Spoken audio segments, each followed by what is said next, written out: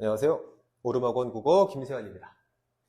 이번 시간에는요, 예비고3들, 그리고 그 중에서도 11월 모의고사 기준 55에서 70점 사이에 있는 친구들, 등급으로는 3등급이야, 3, 4, 5등급 친구들 대상으로 국어 공통교과, 독서랑 문학을 말씀드리는 거예요.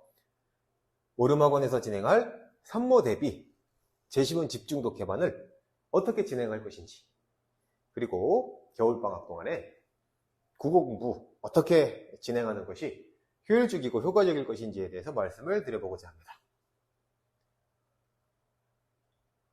첫 번째로 2학년과 3학년 시험이 차이를 조금 말씀을 드릴게요. 그리고 그 차이점을 바탕으로 학습 전략을 수립해 보도록 하겠습니다. 가장 크게 눈에 띄는 변화는 선택 과목이 생긴다는 점입니다. 2학년 때는 공통교과였던 부분이 3학년이 되면요, 화법과 정문 그리고 언어와 매치로 세분되고 선택이 가능해지게 됩니다. 다만 문항수는 45문항이고 총 100점은 총점 100점으로 변화가 없습니다. 문항 구성의 차이가 생긴다는 점. 그 다음에 이 부분이 사실은 우리 3, 4, 5등급 제가 대상으로 말씀드리고 있는 친구들이 가장 어려움을 겪는 부분이고 쉽게 해결하기 어려운 부분이에요. 반대로 말씀드리면 겨울방학 때 저랑 공부하면서 이 부분을 해결할 수 있으면 굉장히 큰 성과를 얻는 것이 된다는 말씀입니다. 독서의 방향이 달라진다는 점인데, 이 독서의 방향이 달라진다는 점을 쉽게 말씀드리면 독서가 어려워진다는 얘기입니다. 더 어려워진다는 얘기예요. 원래 어려웠는데 그것보다 더 어려워진다. 예를 들면 2학년의 제시문과 3학년의 제시문이 길이가 동일하다고 할 때 3학년의 제시문은 밀도가 높아서, 제시문의 밀도가 높아서 무엇을 버리고 무엇을 가지고 있어야 할지, 어느 부분이 중요한 내용인지를 우리 특히나 3, 4, 5등급 친구들이 시험장에서 파악하기가 정말 어렵습니다. 그래서 우리 그 독서의 방향이 달라진다, 더 어려워진다. 이 부분 차이점 중에 하나고요. 문학은 그렇지만 이 둘의 변화에 비해서 상대적으로 차이가 적습니다. 그리고 진입장벽도 독서에 비해서 낮은 편이에요. 그럼 여기서 학습 전략을 문학을 중심으로 바탕에 깔아놓고 독서랑 선택 과목을 함께 진행하는 것이 효과적이라는 말씀을 드리고 싶어요. 다음으로 우리가 준비하고 있는 3월 모의고사의 특징, 그리고 의의에 대해서도 말씀드려볼게요. 첫 번째로는 재학생이면 누구나 응시하는 전국단위 시험이라는 거. 그래서 응시자, 수험생이 자신의 위치를 조금 더 객관적으로 파악할 수 있다는 거. 두 번째는 선택 과목 적용된 첫 수능 재개 시험이라는 거. 그리고 마지막으로 이 부분이 제일 중요한 부분이죠. 방학 동안, 겨울방학 때 내가 국어 공부를 얼마나 어떻게 했는지를 객관적 지표로 확인할 수 있는 시험이라는 것. 이것이 3월 모의고사의 특징 그리고 의의가 되겠습니다. 그러면 이 상황을 바탕으로 지금 내 상황을 점검해 보고 지금 내 상황에서 발생했을 문제점을 짚어보고 이것을 해결해서 3월 모의고사에서 목표를 어떻게 세울 수 있을지를 알아보겠습니다. 우리 지금 내 상황이라고 했을 때는요, 지금 제가 대상으로 말씀드리고 있는 우리 요 친구들, 요렇게 친구들 점수로 따지면 우리 총점 기준으로 55점에서 70점 사이 친구들입니다. 자, 일단은 공통문항, 그죠? 공통문항이 있고 선택문항이 있는데 여기서는 공통교과에 대한 이야기를 중심으로 하고 있으니까 선택과목 이야기는 제가 별도로 따로 준비하도록 하겠습니다. 그래서 우리는 이 부분을, 공통교과는요, 독서, 문학 모두 17문항에 38점 문항이에요. 그래서 총합 34문항에 76점 만점으로 비중이 굉장히 높은 부분입니다. 우리 진행된 이번 이제 23학년 수능 시험에서도요, 이 공통 부분에서 고득점을 우리가 획득한 친구들이 표준 점수가 더 잘 나왔다는 거. 그죠? 중요하다는 말씀 다시 한번 강조드리고요. 우리 근데 이 점수 분포를 보시면 1등급과 5등급 친구들이 공통적으로 보이는 특징이 있습니다. 뭐냐면 독서를 문학보다 더 어려워한다. 점수가 더 낮다는 거예요. 문학보다 독서 점수가 전부 조금씩 더 낮았다는 점이에요. 그 다음에 두 번째 특징은 이 독서 중에서도 1, 2등급 간의 차이보다 그 아래, 지금 제가 대상으로 말씀드리고 있는 3, 4, 5등급 친구들이 득점이 더 낮았다는 거예요. 차이가 더 두드러진다는 말씀이에요. 그럼 무슨 뜻이냐면 우리 1등급부터 5등급, 그러니까 즉 응시자의 대부분이 독서를 문학보다 더 어려워하고 3, 4, 5등급 친구들은 1, 2등급의 친구들이 어려워하는 것보다 훨씬 더 어려워하다는 말씀이에요. 점수가 안 나온다는 말씀이에요. 그러면 우리 3, 4, 5등급 친구들이 독서에서 왜 이렇게 어려움을 겪는지를 두 가지로 말씀드려볼게요. 첫 번째는 독서 영역을 해결할 만한 절대적 시간이 없는 거예요. 정말 시간이 없어서 제시문을 접근할 수 없었던 경우. 점수는 당연히 안 나오죠. 두 번째는 기회가 있어서, 시간이 있어서 독서 제시문을 접근했고, 제시문 독해를 시도했고, 문항풀이도 시도했으나 점수가 안 나온 경우예요. 억울할 수 있죠. 시간을 투자했는데. 그러니까 어느 편이든 독서 점수에 지금 마이너스가 되는 지점이에요. 그렇게 두 부분. 절대적 시간 부족, 그 다음에 문항 틀림. 그런데 이 절대적 시간 부족 같은 경우에는요, 사실은 원인이 문학에서 기인했을 경우가 굉장히 높아요. 확률이 굉장히 높습니다. 우리 3, 4, 5등급 친구들은요, 이 윗등급 친구들에 비해서 굉장히 두드러지는 약점을 가지고 있는데, 그러니까 문학 모두를 어려워하는 게 아니에요. 문학 여러 갈래 중에 크게 두 가지. 고전, 시, 고전 소설에 굉장한 어려움을 지니고 있어요. 그래서 그 부분에 문학 시간을 굉장히 많이 할애해서 여기서 시간을 이제 모두 썼기 때문에 상대적으로 독서에서 쓸 수 있는 시간, 가용 시간이 현격하게 줄어들게 되는 거거든요. 그럼 어떻게 돼? 악순환으로 이어지게 되죠. 그리고 내가 투자한 시간을 오래 투자한 것이 사실은 방법을 몰라서 오래 투자한 거예요. 이렇게 여기서 시간을 오래 끌고 문항도 틀리고, 그러다 보니까 여기서는 문항을 풀 수조차 없었고 원래 어려운 과목이기 때문에 독서가 문항을 또 틀리고, 그러면 어떻게 된다? 원하는 점수를 받기 어렵게 된다.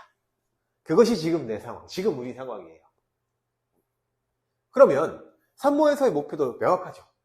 자, 문학에서의 특정 갈래 제시문을 충분히 학습한다.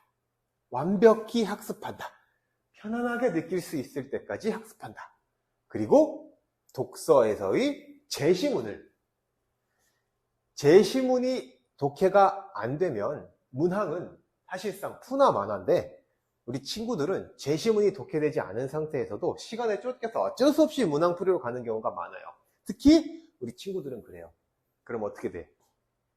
문항을 시간은 시간대로 쓰고 문항은 문항대로 틀리는 상황이 발생하는 거죠.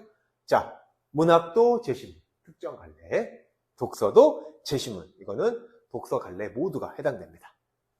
제시문을 중심으로 한 학습이 요구된다. 그러면 목표를 어떻게? 우리 여기 있는 친구들은 여기나 여기로, 여기는 여기나 여기로, 여기는 위로, 이렇게 수립해서 달성해 볼 수 있을 것이다. 자, 우리 표를 참고해서 지금 나의 위치가 이 부분이라면 내가 이 위로 올라가기 위해선 어느 부분에서 몇 점 정도가 필요할지를 한번 계산해 보시면 좋을 것 같습니다. 자, 우리 강의 목표에 대해서 정리를 해볼게요. 첫 번째, 가장 중요한 부분이에요. 독해 도구. 자, 항목별로 말씀드릴게요. 독해 도구는 제가 문학과 독서와 문학의 세분화된 갈래를 제공하는 방법론이 되겠습니다. 독해 방법론을 활용한다는 것은요, 습관화, 체화할 수 있다는 거예요. 어렵지 않게 자연스럽게 꺼내어 쓸 수 있는 상태가 활용이에요. 그리고 그것을 이용해서 제시문을 적용해 보는 것을 이야기해요. 자, 제가 전달해 드리는 독해 방법론을 충분히 완벽히 익혀서 제시문에 적용할 수 있는 것, 그것이 우리 겨울방학, 이건 독서랑 문학 통틀어 말씀드리는 거예요. 첫 번째 강의 목표가 되겠습니다. 이 연습을 많이 할 거예요. 그리고 동시에 이 제시문들은 양질의 제시문들이에요. 양질의 제시문이라 하면 평가원에서 이미 활용했거나 그리고 기출됐다고 얘기하죠. 혹은 평가원에서 활용할 수 있는 제시문들 다양하게 경험을 하게 될 거예요. 그리고 첫 번째랑 두 번째 과정을 통해서 우리가 이어질 4월달 우리가 겨울방학 동안에 제시문을 꽉 잡을 수 있으면 이제 문제만 풀면 되잖아요. 그죠? 그래서 이어질 문제풀이 과정에서의 기반을 마련하게 될 거예요. 이것이 우리 강의 목표가 되겠고, 이것을 조금 더 세분해서 말씀드리면 문학 같은 경우에 우리 3, 4, 5등급 친구들이 특히나 중요성을 알고 있으면서도 계속 회피하게 되고 성취하지 못한 우리 개념어들 확실하게 공부할 거고요. 주요 작품들, 자, 주요 작품은 앞에서 말씀드린 양질의 제시문이고 평가원에 기출됐거나 언제 기출돼도 어색하지 않은 이의를 제기하지 않는 작품들 여러 작가들이 있죠. 독해를 할 건데 갈래별로 앞서 말씀드렸듯이 우리 친구들이 3, 4, 5등급 친구들이 어려워하는 부분 정말로 시간을 뺏기고도 점수를 얻지 못하는 부분은 사실 고전시가와 고전소설 요 두 부분이에요. 그래서 우리가 총 27회 정도의 수업이 진행될 것인데 고전시가 주요 작품 15작품 정도 그리고 고전소설 어렵지만 함께 봐놓으면 유사한 제재 혹은 낯선 제재라도 충분히 적용이 가능할 고전시가와 고전소설 15작품씩을 공부하게 될 거예요. 그리고 현대시도 어려워하는 친구들이 있으니까 이렇게까지 요 친구들 고전시가, 고전소설, 현대시를 중심으로 독해 포인트는 아까 말씀드렸던 독해 도구를 쓸 수 있는 것이 독해 포인트예요. 그래서 연습하게 될 거예요. 독서 같은 경우에는 우리 첫 번째가 어휘죠. 우리 코로나 이후에 우리 친구들이 어휘력이 정말 낮아졌어요. 어느 정도로 낮아졌냐면 평가원에서 우리 낮아진 친구들의 어휘력을 가늠하지 못할 정도였어요. 그것이 작년 23학년도 6월, 9월 모의고사를 통해서 드러났어요. 우리 2등급부터 그 아래 등급까지 친구들이 어휘로 굉장히 고생하는 걸 제가 봤거든요. 어휘 문항도 그렇고 제시문에서의 어휘도 그렇고 그래서 저는 이 어휘 부분을 굉장히 강조해서 진행할 거예요. 이 어휘 같은 경우에 단독 문제로도 출제되죠. 2문제나 출제됩니다. 그건 있지만 이 어휘 자체를 몰라서 우리가 이제 제시문 독해에 어려움을 겪는 경우가 많잖아요. 그래서 어휘 강조해서 수업을 진행할 거고요. 글 단위라는 것은요. 글의 제시문이 문제 아니에요. 제시문의 처음부터 끝을 온전히 읽어내는 걸 이야기해요. 우리 3, 4, 5등급 친구들 같은 경우에는요. 놀랍게도 제시문을 끝까지 읽을 수 있는 친구들이 별로 없어요. 거의 없다고 보셔도 돼요.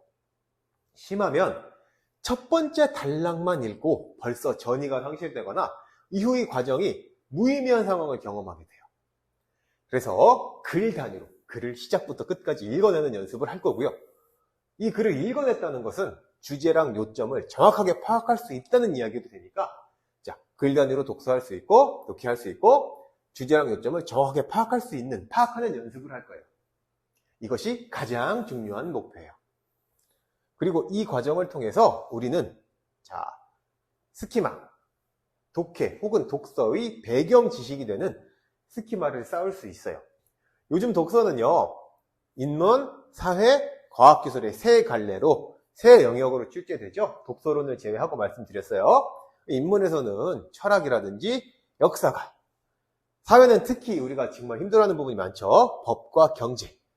과학기술은 워낙 범위도 방대해서 여기는 심지어 안 그럴 것 같은 자연계 친구들도 인문계 친구들은 말할 것도 없고요. 어려워하는 부분이잖아요. 그래서 글 단위로 여러 좋은 글, 양질의 제시문이라고 말씀드렸죠. 기출됐거나 평가원의 헌법과 평가원의 방향이 반영되어 있는 제가 드리는 제시문을 통해서 인문, 사회, 그리고 과학기술에 해당하는 제시문들의 배경 지식을 우리가 쌓게 될 거예요. 자, 이런 식으로 우리가 제시문을 중심으로 수업을 진행할 텐데 공통 과목은 A반과 B반으로 나누어서 진행이 되고요. 선택 과목도 함께 확인을 부탁드릴게요.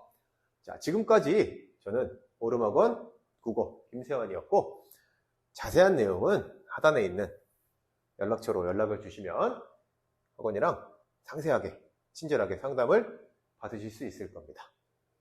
감사합니다.